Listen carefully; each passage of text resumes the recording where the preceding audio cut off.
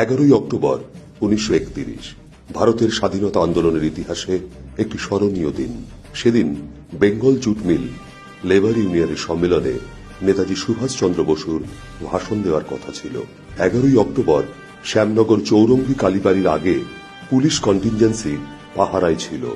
নেতাজি সেখানে পৌঁছতেই British police তাকে থামতে নির্দেশ করে ও নোয়াপাড়া থানায় নিয়ে যায়।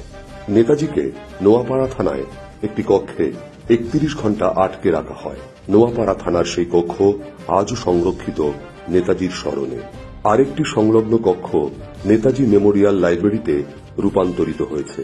প্রতি বছর 23শে জানুয়ারি নোয়াপাড়া থানা নেতাজির স্মরণে এই কক্ষটি সাধারণ জনগণের জন্য উন্মুক্ত করে।